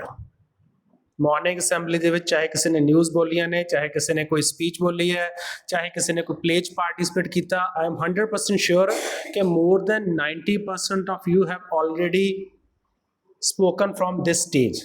ਇਹ ਸੱਚ ਹੈ ਕਿ ਝੂਠ ਹੈ? ਸੱਚ ਹੈ। ਜਦੋਂ ਮੈਡਮ ਪੁੱਛਦੇ ਸੀ ਫਿਰ ਮੈਡਮ ਬਾਹਰੋਂ ਆਏ ਨੇ, ਥੋੜੀ ਜਿਹੀ ਹੈਜ਼ੀਟੇਸ਼ਨ ਹੋ ਸਕਦੀ ਹੈ। ਕੋਈ ਵੀ ਸਪੀਕਰ ਬਾਹਰੋਂ ਆ ਸਕਦੇ। ਹਰ ਇੱਕ ਸਪੀਕਰ ਇੰਟਰੈਕਸ਼ਨ ਜਾਂ ਇੰਟਰੈਕਟਿਵ ਵੇ ਨਾਲ ਨਹੀਂ ਗੱਲ ਕਰਦੇ। ਉਹ ਸਿਰਫ ਇਸ ਲਾਈਨ ਤੋਂ ਗੱਲ ਕਰਦੇ ਨੇ, ਇਸ ਸਾਈਡ ਤੋਂ। ਦੂਜੀ ਸਾਈਡ ਪੈਸਿਵਲੀ ਸੁਣਦੀ ਹੈ। ਬਟ ਮੈਡਮ ਦਾ ਨੇਚਰ ਨਹੀਂ ਹੈਗਾ, ਜਾਂ ਜਿਹੜਾ ਵੀ ਅੱਛਾ ਸਪੀਕਰ ਹੋਏਗਾ ਉਹਦਾ ਕਦੇ ਵੀ ਨੇਚਰ ਨਹੀਂ ਹੋਏਗਾ ਕਿ it should be a one sided communication. ਜਦੋਂ ਤੁਹਾਨੂੰ ਮੌਕਾ ਦਿੰਦੇ ਨੇ, ਮੈਮ ਨੇ ਤੁਹਾਨੂੰ ਮੌਕਾ ਦਿੱਤਾ, ਬਾਕੀ ਵੀ ਜੇ ਕੋਈ ਸਪੀਕਰ ਆ ਕੇ ਮੌਕਾ ਦਿੰਦੇ ਨੇ, ਉਹ ਮੌਕੇ ਨੂੰ ਗਵਾਉਣਾ ਨਹੀਂ। ਕਿਉਂਕਿ ਓਪਰਚੁਨਿਟੀਜ਼ ਬਾਰ-ਬਾਰ ਤੁਹਾਡੇ ਕੋਲੇ ਨਹੀਂ ਆਉਂਦੀਆਂ ਹੈਗੀਆਂ, ਨੌਕ ਨਹੀਂ ਕਰਦੀਆਂ। ਤਾਂ ਓਪਰਚੁਨਿਟੀ ਜਦੋਂ ਆਉਂਦੀ ਹੈ, ਯੂ ਟਰਾਈ ਟੂ ਟੈਲ। ਗਲਤ ਹੋ ਜਾਏਗਾ ਕੋਈ ਗੱਲ ਨਹੀਂ, ਛੱਤ ਨੇ ਛੱਤ ਰਹਿਣਾ, ਧਰਤੀ ਨੇ ਧਰਤੀ ਰਹਿਣਾ। ਨਾ ਛੱਤ ਨੀਚੇ ਗਿਰਨੀ ਹੈ, ਨਾ ਧਰਤੀ ਬਾਹਰ ਜਾਣੀ ਹੈ। ਠੀਕ ਹੈ ਨਾ? ਗਲਤੀ ਕਿਹਨੇ ਗਲਤੀ ਨਹੀਂ ਕੀਤੀ ਲਾਈਫ ਦੇ ਵਿੱਚ? ਮੰਨ ਲਓ 6 ਦਿਨਾਂ ਦਾ ਸ਼ਡਿਊਲ ਸੀ, ਮੈਡਮ ਨੇ AQ ਦੀ ਗੱਲ ਕੀਤੀ, ਐਡਵਰਸਰੀ ਕੋਸ਼ੈਂਟ। ਤੁਹਾਨੂੰ ਜੈਦਕਾ ਸਰ ਕੀ ਦੱਸ ਕੇ ਗਏ ਸੀ? ਡਾਕਟਰ ML ਜੈਦਕਾ, ਜਿਸ ਨੂੰ ਕੁਆਲਿਟੀਜ਼ ਆਫ ਟੀਚਰ ਦੱਸ ਰਹੇ ਸੀ, ਉਹਨਾਂ ਨੇ ਨਾਲ IQ, EQ, ਐਡਵਰਸਰੀ ਕੋਸ਼ੈਂਟ ਦੱਸਿਆ ਸੀ ਨਾ। ਜਦੋਂ ਮੈਮ ਨੇ ਪੁੱਛਿਆ ਕੀ ਗੱਲ ਸੀ, ਤੁਸੀਂ ਦੱਸ ਨਹੀਂ ਪਾਏ ਕਿਉਂਕਿ ਮਾਈਂਡ ਸ਼ਾਇਦ ਕਈ ਵਾਰੀ ਸਟ੍ਰਾਈਕ ਵੀ ਨਹੀਂ ਕਰਦਾ। ਲੇਕਿਨ ਸਟ੍ਰਾਈਕ ਕਰਨਾ ਵੀ ਜ਼ਿਆਦਾ ਪ੍ਰੋਬਲਮ ਕੀ ਸੀ? ਹੈਜ਼ੀਟੇਸ਼ਨ। ਮੈਂ ਬੋਲਾਂਗੀ, ਮੈਂ ਇੰਗਲਿਸ਼ ਸਹੀ ਬੋਲੀ, ਮੈਂ ਪੰਜਾਬੀ ਸਹੀ ਬੋਲੀ, ਮੈਂ ਪ੍ਰੋਪਰ ਕਹਿ ਪਾਵਾਂਗੀ, ਨਹੀਂ ਕਹਿ ਪਾਵਾਂਗੀ, ਮੇਰੇ ਨਾਲ ਦੀ ਬੋਲੇਗੀ, ਮੇਰੇ ਨਾਲ ਦਾ ਬੋਲੇਗਾ। ਨੋ, ਇਹ ਸਾਡੀ ਆਪਣੀ ਰਿਸਪੌਂਸਿਬਿਲਿਟੀ ਹੈ। ਜਦੋਂ ਸਾਨੂੰ ਮੌਕਾ ਮਿਲਦਾ ਵੀ ਸ਼ੁੱਡ ਰੇਜ਼ ਹੈਂਡ ਕਿ ਹਾਂ ਯੈਸ ਇਹ ਅਸੀਂ ਕਰ ਸਕਦੇ ਹਾਂ। That is the main purpose of organising all these activities. ਜਦੋਂ ਅਲੱਗ-ਅਲੱਗ ਸਪੀਕਰਸ ਤੁਹਾਡੇ ਕੋਲੇ ਆਉਂਦੇ ਨੇ, 8, 10, 15 ਟੀਚਰਸ ਨੂੰ ਤੁਸੀਂ ਹਮੇਸ਼ਾ ਦੇਖ ਰਹੇ ਹੋ, ਕਲਾਸਿਸ 'ਚ ਪੜ੍ਹ ਰਹੇ ਹੋ। ਇਸ ਪਿਛਲੇ 7 ਔਰ 8 ਡੇਜ਼ ਦੇ ਵਿੱਚ ਤੁਸੀਂ ਆਨਲਾਈਨ ਤੇ ਆਫਲਾਈਨ ਵਰਜ਼ਨ ਦੇ ਵਿੱਚ ਅਰਾਊਂਡ 10 ਪਰਸਨੈਲਿਟੀਜ਼ ਨੂੰ ਮਿਲੇ ਹੋ। ਹਰ ਇੱਕ ਪਰਸਨ ਦੇ ਕੁਛ ਸਪੈਸ਼ਲ ਕਰੈਕਟਰਿਸਟਿਕਸ ਹੁੰਦੀਆਂ ਨੇ ਉਹਦੀ ਪਰਸਨੈਲਿਟੀ ਦੀਆਂ। ਸਾਡਾ ਪਰਪਸ ਕੀ ਹੈ? ਉਹ ਪੋਜ਼ਿਟਿਵ ਚੀਜ਼ਾਂ ਨੂੰ ਇਕੱਠੇ ਕਰਦੇ ਜਾਣਾ। ਇੱਕ ਪਰਸਨ ਤੋਂ 4 ਚੀਜ਼ਾਂ ਮਿਲੀਆਂ, ਸੈਕੰਡ ਪਰਸਨ 2 ਚੀਜ਼ਾਂ ਮਿਲੀਆਂ, ਹੌਲੀ ਹੌਲੀ ਉਹ ਤੁਹਾਡੇ ਕੋਲ ਜਿਹੜਾ ਬੁਕੇ ਬਣ ਗਿਆ ਨਾ, ਬਹੁਤ ਬਿਊਟੀਫੁਲ ਬਣ ਜਾਏਗਾ। ਅਲੱਗ-ਅਲੱਗ ਤਰ੍ਹਾਂ ਦੇ ਫੁੱਲ ਤੁਹਾਡੇ ਕੋਲ ਇਕੱਠੇ ਹੋ ਜਾਣਗੇ। ਤੁਸੀਂ ਜਾਣਦੇ ਹੋ ਕਿ ਅਲੱਗ-ਅਲੱਗ ਫੁੱਲ ਜੋ ਇਕੱਠੇ ਹੁੰਦੇ ਨੇ, ਉਹਦੀ ਕਿੰਨੀ ਬਿਊਟੀਫੁਲ ਕੰਪੋਜੀਸ਼ਨ ਬਣਦੀ ਹੈ। ਸੋ ਮੈਡਮ ਨੇ ਅੱਜ ਜਿਸ ਵੇ ਨਾਲ ਤੁਹਾਨੂੰ ਕਮਿਊਨੀਕੇਸ਼ਨ ਬਾਰੇ ਦੱਸਿਆ, ਬੜੇ ਸਿੰਪਲ ਸ਼ਬਦਾਂ ਦੇ ਵਿੱਚ ਕਿਹੜੀਆਂ-ਕਿਹੜੀਆਂ ਚੀਜ਼ਾਂ ਨੂੰ ਤੁਸੀਂ ਧਿਆਨ 'ਚ ਰੱਖ ਕੇ ਐਜ਼ ਅ ਟੀਚਰ ਜਦੋਂ ਕਿਤੇ ਇੰਟਰਵਿਊ ਫੇਸ ਕਰੋ, ਉਹ ਕਿੱਥੇ ਮੈਟਰ ਕਰਦੀਆਂ ਨੇ, ਜਾਂ ਤੁਸੀਂ ਆਪਣੀ ਜੌਬ ਹਾਸਲ ਵੀ ਕਰ ਲੈਂਦੇ ਹੋ, ਦੈਨ ਤੁਸੀਂ ਸਟਾਫ ਨਾਲ ਕਿਵੇਂ ਇੰਟਰੈਕਟ ਕਰਦੇ ਹੋ, ਆਪਣੇ ਹੈਡ ਨਾਲ ਕਿਵੇਂ ਇੰਟਰੈਕਟ ਕਰਦੇ ਹੋ, ਤੇ ਬੱਚਿਆਂ ਨਾਲ ਕਿਵੇਂ ਇੰਟਰੈਕਟ ਕਰਦੇ ਹੋ, ਉਹ ਕਿੰਨਾ ਮੈਟਰ ਕਰਦਾ। ਈਵਨ ਮਾਈਕ ਤੇ ਤੁਹਾਡੀ ਪੋਜੀਸ਼ਨ ਕਿਸ ਤਰ੍ਹਾਂ ਮੈਟਰ ਕਰਦੀ ਹੈ, ਤੁਹਾਡੀ ਲਿਸਨਿੰਗ ਕੀ ਹੈ, ਸਪੀਕਿੰਗ ਕੀ ਹੈ। We have given 2 ears and 1 mouth. It's a beautiful combination given by the God. Listen double, speak half. ਜਿਹੜਾ ਅੱਛਾ ਲਿਸਨਰ ਨਹੀਂ ਹੈਗਾ, he can't be a good speaker. ਸੋ ਜਦੋਂ ਅਸੀਂ ਮੈਮ ਨੇ ਕਿਹਾ ਸੀ ਨਾ ਕਿ ਮੇਰੇ ਬਾਰੇ ਕਿਹਾ ਸੀ ਕਿ ਬੱਚੇ ਪੁੱਛ ਰਹੇ ਸੀ, ਤਾਂ ਮੈਂ ਵੀ ਦੱਸਣਾ ਚਾਹੁੰਦਾ ਕਿ ਜਦੋਂ ਮੈਡਮ ਨੇ 2000 'ਚ ਸਟਾਰਟ ਕੀਤਾ ਟੀਚਿੰਗ, ਤੇ ਅਸੀਂ 2001 ਦੇ ਵਿੱਚ ਮੈਂ ਗ੍ਰੈਜੂਏਸ਼ਨ ਵੀ ਉੱਥੇ ਕੀਤੀ ਸੀ। ਮੈਡਮ ਜਦੋਂ PG ਕਰ ਰਹੇ ਸੀ, ਅਸੀਂ ਉਦੋਂ ਵੀ ਮੈਡਮ ਨਾਲ ਇੰਟਰੈਕਟ ਕਰਦੇ ਸੀ। ਲੇਕਿਨ ਗ੍ਰੈਜੂਏਸ਼ਨ ਤੋਂ ਬਾਅਦ ਜਦੋਂ ਮੈਂ ਇਕਨੋਮਿਕਸ ਸ਼ੁਰੂ ਕੀਤੀ, ਮੈਡਮ ਨੂੰ ਦੂਸਰਾ ਸਾਲ ਸੀ ਟੀਚਿੰਗ ਦਾ। ਇੱਕ ਟੀਚਰ ਹੋਰ ਸੀ, ਮੈਂ ਨਾਮ ਨਹੀਂ ਲਵਾਂਗਾ, ਜਿਹੜੇ ਯੰਗ ਟੀਚਰ ਸੀ, 2 ਮੇਲ ਸੀ, 2 ਫੀਮੇਲ ਸੀ। 4 ਯੰਗ ਟੀਚਰਸ ਐਂਡ 4 and 5 ਹੈਗੇ ਸੀ ਓਲਡ ਗਰਲਸ, ਜਿਨ੍ਹਾਂ ਦਾ ਬਹੁਤ ਐਕਸਪੀਰੀਅੰਸ ਸੀ।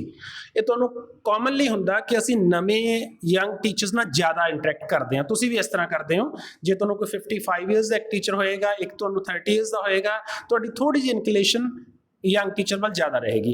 ਹੁਣ ਉਹਨਾਂ 4 ਦੇ ਵਿੱਚੋਂ ਮੈਡਮ ਕਿਉਂ ਅਲੱਗ ਸਪੇਸ ਲੈਂਦੇ ਸੀ, ਮੇ ਬੀ ਮੈਂ ਉਹ ਉਸ ਤੇ ਇਵੈਲੂਏਟ ਨਹੀਂ ਕਰ ਰਿਹਾ। 1-2 ਟੀਚਰ ਹੋ ਸਕਦਾ ਕੰਟੈਂਟ ਵਾਈਜ਼ ਮੈਡਮ ਨਾਲੋਂ ਵੀ ਜ਼ਿਆਦਾ ਜਾਣਦੇ ਹੋਣ, ਲੇਕਿਨ how to connect with the student is more important. ਸਾਡੇ ਵਾਸਤੇ ਜਿੰਨਾ ਕੰਟੈਂਟ ਨੂੰ ਅੰਡਰਸਟੈਂਡ ਕਰਨਾ ਜ਼ਰੂਰੀ ਹੈ, ਜਿੰਨਾ ਸਿਲੇਬਸ ਨੂੰ ਕਵਰ ਕਰਨਾ ਜ਼ਰੂਰੀ ਹੈ ਉਨਾ ਹੀ ਸਿਲੇਬਸ ਨੂੰ ਅਨਕਵਰ ਕਰਨਾ ਵੀ ਜ਼ਰੂਰੀ ਹੈ। ਅਸੀਂ ਹਮੇਸ਼ਾ ਇਸ ਗੱਲ ਤੇ ਫੋਕਸ ਜ਼ਿਆਦਾ ਰੱਖਦੇ ਹਾਂ ਕਿ ਅਸੀਂ ਸਿਲੇਬਸ ਕਵਰ ਕਿਵੇਂ ਕਰਨਾ, ਬਟ ਸਾਨੂੰ ਇਹ ਵੀ ਧਿਆਨ ਰੱਖਣਾ ਚਾਹੀਦਾ ਸਿਲੇਬਸ ਨੂੰ ਅਨਕਵਰ ਕਿਵੇਂ ਕਰਨਾ। ਅਨਕਵਰ ਉਨਾ ਚਿਰ ਨਹੀਂ ਕਰ ਸਕਦੇ ਜਿੰਨਾ ਚਿਰ ਤੁਹਾਡਾ ਤੇ ਬੱਚਿਆਂ ਦਾ ਕਨੈਕਸ਼ਨ ਨਹੀਂ ਹੈਗਾ। अंदाजे ब्याह बदल देता है रंगे तस्वीर, लफ्जों की कोई अपनी जुबान नहीं होती। ਜਦੋਂ ਮੈਡਮ ਆ ਕੇ ਕਿਸੇ ਤਰੀਕੇ ਨਾਲ ਸਾਡੇ ਨਾਲ ਗੱਲ ਕਰਦੇ ਸੀ ਕਲਾਸਰੂਮ ਦੇ ਵਿੱਚ, ਸਾਨੂੰ ਇਹ ਫੀਲ ਹੁੰਦਾ ਸੀ ਕਿ ਸਾਡੇ ਤੋਂ ਥੋੜੇ ਸੀਨੀਅਰ ਗੱਲ ਕਰ ਰਹੇ ਆ, ਵੀ ਉਹਨਾਂ ਨੂੰ ਇਹ ਪਤਾ ਸੀ ਕਿ ਗ੍ਰੈਜੂਏਸ਼ਨ 'ਚੋਂ ਆਏ ਨੇ ਹੁਣੇ ਸਾਨੂੰ ਇੱਕ ਟੱਚ ਫੀਲ ਹੁੰਦਾ ਸੀ ਕਿ ਅਸੀਂ ਕੋਈ ਗੱਲ ਮੈਡਮ ਨਾਲ ਜਾ ਕੇ ਸ਼ੇਅਰ ਕਰ ਸਕਦੇ ਹਾਂ। ਜੇ ਅਸੀਂ ਸੀਨੀਅਰ ਟੀਚਰ ਨਾਲ ਕਨਵੇ ਨਹੀਂ ਕਰ ਸਕਦੇ, ਅਸੀਂ ਮੈਡਮ ਦੇ ਥਰੂ ਸੀਨੀਅਰ ਟੀਚਰ ਤੱਕ ਕਨਵੇ ਕਰ ਸਕਦੇ ਹਾਂ। ਸਾਡੀਆਂ ਕਲਾਸਰੂਮ ਚੇਂਜ ਹੋਣੀਆਂ ਸੀ, ਜਿੱਥੇ ਪ੍ਰਿੰਸੀਪਲ ਆਫਿਸ ਆ, ਉਸ ਤੋਂ ਬਾਅਦ ਅਸੀਂ ਨਵੀਂ ਬਿਲਡਿੰਗ 'ਚ ਗਏ ਸੀ, ਉਹ ਸਾਰੀ ਟ੍ਰਾਂਜੀਸ਼ਨ ਸੀ। ਫੇਅਰਵੈਲ ਪਾਰਟ, ਵੈਲਕਮ ਪਾਰਟੀ ਹੈ, ਹੋਰ ਗੱਲਾਂ ਨੇ, ਬਹੁਤ ਸਾਰੇ ਇਦਾਂ ਦੇ ਪੁਆਇੰਟ ਸੀ ਜਿੱਥੇ ਅਸੀਂ ਖੁੱਲ੍ਹ ਕੇ ਮੈਡਮ ਨਾਲ ਡਿਸਕਸ ਕਰ ਸਕਦੇ, because madam has given that window ਕਿ ਹਾਂ you can talk with me. So as a teacher ਜਿੰਨਾ ਚਿਰ ਅਸੀਂ ਬੱਚੇ ਨੂੰ ਉਹ ਵਿੰਡੋ ਨਹੀਂ ਦਿੰਦੇ, ਜਿੰਨਾ ਚਿਰ ਅਸੀਂ ਬੱਚੇ ਨੂੰ ਸਪੇਸ ਨਹੀਂ ਦਿੰਦੇ ਜਿੱਥੇ ਬੱਚਾ ਖੁੱਲ੍ਹ ਕੇ ਤੁਹਾਡੇ ਨਾਲ ਗੱਲ ਕਰ ਸਕਦਾ ਹੋਵੇ, you can't teach a topic. ਤੁਹਾਨੂੰ ਪਹਿਲਾਂ ਇਨਵਾਇਰਨਮੈਂਟ ਕ੍ਰੀਏਟ ਕਰਨਾ ਪਏਗਾ। ਅਸੀਂ ਟੀਚਰ ਐਜੂਕੇਸ਼ਨ 'ਚ ਹਮੇਸ਼ਾ ਇਹ ਸਿਖਾਉਂਦੇ ਹਾਂ ਕਿ linkage between a teacher and student is very important. A teacher is a friend, philosopher and a guide. ਤਿੰਨੋਂ ਸ਼ਬਦਾਂ ਦੀ ਤਰਤੀਬ ਦੇਖੋ, ਤਿੰਨੋਂ ਸ਼ਬਦਾਂ ਦਾ ਸੀਕੁਐਂਸ ਦੇਖੋ। Teacher is a friend, philosopher and a guide. ਜਿੰਨਾ ਚਿਰ ਟੀਚਰ ਫਰੈਂਡ ਨਹੀਂ ਹੈਗਾ ਉਨਾ ਚਿਰ ਟੀਚਰ ਦੀ ਫਿਲਾਸਫੀ, ਟੀਚਰ ਦੀ ਨੌਲੇਜ, ਟੀਚਰ ਦਾ ਗਿਆਨ ਟਰਾਂਸਫਰ ਹੀ ਨਹੀਂ ਹੋ ਸਕਦਾ। ਸਭ ਤੋਂ ਪਹਿਲਾਂ ਕੀ ਰਿਲੇਸ਼ਨ ਬਣਾਉਣਾ ਪਏਗਾ? ਅ ਫਰੈਂਡਲੀ ਰਿਲੇਸ਼ਨ, ਬਟ ਉਹਦੇ ਵਿੱਚ ਇੱਕ ਲਿਮਿਟੇਸ਼ਨ ਆ, 1 ਆਰਮ ਲੈਂਥ ਵੀ ਰੱਖਣੀ ਪਏਗੀ ਤੁਹਾਨੂੰ। ਸਭ ਤੋਂ ਪਹਿਲਾਂ ਫਰੈਂਡ ਹੋਵੋਗੇ, ਦੈਨ ਤੁਸੀਂ ਜੋ ਤੁਹਾਡੀ ਫਿਲਾਸਫੀ ਹੈ, ਜੋ ਤੁਹਾਡੇ ਕੋਲ ਨੌਲੇਜ ਹੈ, ਜੋ ਤੁਹਾਡੇ ਕੋਲ ਗਿਆਨ ਹੈ, ਫਿਰ ਤੁਸੀਂ ਉਹ ਟਰਾਂਸਫਰ ਕਰ ਸਕਦੇ ਹੋ। Then last is guide. So ਤਿੰਨੋਂ ਚੀਜ਼ਾਂ ਨੂੰ ਕਰਨ ਲਈ ਸਟਾਰਟਿੰਗ ਕਿੱਥੋਂ ਹੋਣੀ ਹੈ? ਐਜ਼ ਅ ਫਰੈਂਡਲੀ ਰਿਲੇਸ਼ਨ ਤੋਂ। ਤੁਸੀਂ ਉਹਨਾਂ ਦੇ ਲੈਵਲ ਤੇ ਆ ਕੇ ਗੱਲ ਕਰ ਸਕਦੇ ਹੋ, ਤਾਂ ਹੀ ਤੁਸੀਂ ਆਪਣਾ ਕੰਟੈਂਟ ਉਹਨਾਂ ਤੱਕ ਟਰਾਂਸਫਰ ਕਰ ਸਕਦੇ ਹੋ। ਦੋ ਬੰਦੇ ਗੱਲ ਕਰ ਰਹੇ ਨੇ, ਕਮਿਊਨੀਕੇਸ਼ਨ ਕੀ ਹੈ? ਜੋ ਮੇਰੇ ਦਿਲ 'ਚ ਗੱਲ ਹੈ, ਜੇ ਮੈਂ ਉਸੇ ਤਰੀਕੇ ਨਾਲ ਤੁਹਾਡੇ ਤੱਕ ਪਹੁੰਚਾ ਪਾਇਆ, I am a good communicator. ਚਾਹੇ ਉਹਦੇ ਵਾਸਤੇ ਮੈਂ ਇੰਗਲਿਸ਼ ਯੂਜ਼ ਕਰ ਰਿਹਾ, ਹਿੰਦੀ ਯੂਜ਼ ਕਰ ਰਿਹਾ, ਉਰਦੂ ਯੂਜ਼ ਕਰ ਰਿਹਾ। ਮੈਡਮ ਨੇ ਤੁਹਾਨੂੰ 2-3 ਬੜੀਆਂ ਬਿਊਟੀਫੁਲ ਐਗਜ਼ਾਮਪਲ ਸ਼ੋ ਕੀਤੀਆਂ ਨੇ। ਜਦੋਂ ਪੰਜਾਬੀ ਸਿੰਗਰ ਕਹਿ ਰਿਹਾ ਪੰਜਾਬੀ ਆ ਗਏ ਓਏ, ਉਹਦੀ ਟੈਗ ਲਾਈਨ ਸੀ ਇਹ ਪੂਰੇ ਸ਼ੋਅ ਦੇ ਦੌਰਾਨ। ਉਸ ਪਰਸਨ ਨੇ ਇਨੋਵੇਟ ਕੀਤਾ। ਉਹ ਤੋਂ ਪਹਿਲਾਂ ਵੀ ਬਹੁਤ ਸਾਰੇ ਸਿੰਗਰ ਰਹੇ ਨੇ, ਬਟ ਉਹਨੇ ਨਵੀਂ ਇਨੋਵੇਸ਼ਨ ਕੀਤੀ ਕਿ ਪੂਰਾ ਵਰਲਡ ਦਾ ਟੂਰ ਲਾਇਆ। ਜਦੋਂ ਟੂਰ ਦਾ ਨਾਮ ਸੀ, ਨਾਮ ਫੇਮਸ ਹੋ ਗਿਆ। ਯੰਗ ਪੀਪਲ ਵਰ ਸੇਇੰਗ ਇਹ ਟੂਰ ਦੀ ਅਸੀਂ ਟਿਕਟ ਲੈਣੀ ਆ। ਤੁਹਾਨੂੰ ਵੀ ਯਾਦ ਹੋਏਗਾ, ਐਲ ਤੋਂ ਸਟਾਰਟ ਹੁੰਦਾ ਸੀ, ਪੂਰਾ ਨਾਮ ਨਹੀਂ ਲਵਾਂਗਾ। ਕੀ ਸੀ? ਇੱਕ ਕਰੇਜ਼ ਬਣਾਉਣਾ। ਫਿਰ ਜਿੰਨਾ ਤੁਸੀਂ ਲੁਧਿਆਣਾ ਦੇਖੋਗੇ, ਸਾਰੇ ਸਲੋਗਨ ਲੱਗੇ ਹੋਏ ਸੀ। ਉਹਨਾਂ ਨੇ ਕੀ ਬਣਾਇਆ? ਇੱਕ ਔਰਾ ਬਣਾਇਆ, ਇੱਕ ਕਮਿਊਨੀਕੇਟ ਕੀਤਾ ਆਪਣਾ ਮੈਸੇਜ ਇੱਕ ਵੇ। ਫਿਰ ਤੁਸੀਂ ਮੈਡਮ ਨੇ ਗੱਲ ਕੀਤੀ, ਥੋੜਾ ਜਿਹਾ ਰੈਫਰੈਂਸ ਆਇਆ ਸੀ ਵਿਵੇਕਾਨੰਦਾ ਦਾ, ਕਮਿਊਨੀਕੇਸ਼ਨ ਦਾ। ਵਿਵੇਕਾਨੰਦਾ ਜੀ ਜਾਂਦੇ ਨੇ ਅਮਰੀਕਾ ਦੇ ਵਿੱਚ, ਇੱਕ ਸਿੰਪਲ ਪਰਸਨ ਜਾ ਕੇ 3 ਵਰਡ ਯੂਜ਼ ਕਰਦਾ, sister and brothers of America. ਇੱਕੋ ਇੱਕ ਸਪੀਚ ਆ ਪੂਰੇ ਵਰਲਡ ਦੇ ਵਿੱਚ, ਪੂਰੀ ਹਿਸਟਰੀ ਦੇ ਵਿੱਚ, ਜਿਹਦੇ ਉੱਤੇ ਸਟੈਂਡਿੰਗ 2 ਮਿੰਟ ਤੱਕ ਤਾੜੀਆਂ ਵੱਜਦੀਆਂ ਰਹੀਆਂ। ਸਿਰਫ ਵਰਡ 3 ਬੋਲੇ ਸੀ, sisters and brothers of America. ਉਹ ਤਿੰਨੋਂ ਵਰਡਸ ਦੇ ਵਿੱਚ ਮੀਨਿੰਗ ਕੀ ਗਿਆ ਸੀ, ਕਨੈਕਸ਼ਨ ਕੀ ਗਿਆ ਸੀ, ਮੈਸੇਜ ਕੀ ਗਿਆ ਸੀ। ਜਿਹੜੀ ਬਾਅਦ 'ਚ ਸਪੀਚ ਬੋਲੀ ਉਹ ਤਾਂ ਵੱਖਰੀ ਸੀ। ਇੱਕ ਪਰਸਨ ਆਇਆ ਜਿੱਥੇ ਬਹੁਤ ਸਾਰੇ ਸਕਾਲਰਸ ਆਏ ਨੇ, ਇੱਕੋ ਪਰਸਨ ਆ ਕੇ ਗੱਲ ਬੋਲ ਰਿਹਾ, sisters and brothers of America. ਵੀ ਇੰਡੀਆ ਦਾ ਕਿੰਨਾ ਰਿਚ ਕਲਚਰ ਹੈ, ਇੰਡੀਆ ਦਾ ਕਿੰਨਾ ਵਾਸਟ ਕਲਚਰ ਹੈ, ਜਿਸ ਸਾਰੇ ਸਮਾ ਸਕਦੇ ਨੇ। ਉਹਦੇ ਵਿੱਚ ਇਮੋਸ਼ਨ ਸੀ, ਉਹਦੇ ਵਿੱਚ ਪਿਆਰ ਸੀ, ਉਹਦੇ ਵਿੱਚ ਅਪਣੱਤ ਸੀ, ਉਹਦੇ ਵਿੱਚ ਤੁਹਾਨੂੰ ਵਿੱਚ ਇਨਕਲੂਡ ਕੀਤਾ ਜਾ ਸਕਦਾ। ਉਹ ਸਾਰੇ ਮੈਸੇਜ 3 ਵਰਡਸ ਦੇਤੇ, sisters and brothers of America. ਕਿ ਇਕੱਲਾ ਮੈਂ ਇੰਡੀਆ ਨੂੰ ਨਹੀਂ ਆਇਆ, ਮੈਂ ਵਰਲਡ ਰਿਲੀਜਨ ਦੀ ਗੱਲ ਕਰਨ ਆਇਆ, ਜਿਹਦੇ ਵਿੱਚ ਇਕੱਲੇ ਇੰਡੀਆ ਦੇ ਬ੍ਰਦਰ ਐਂਡ ਸਿਸਟਰ ਨਹੀਂ ਹੈਗੇ, ਅਮਰੀਕਾ ਦੇ ਸਾਰੇ ਜਿਹਨੇ ਸਾਹਮਣੇ ਬੈਠੇ ਨੇ ਉਹ ਵੀ ਮੇਰੇ ਕੀ ਨੇ, ਸਿਸਟਰਸ ਐਂਡ।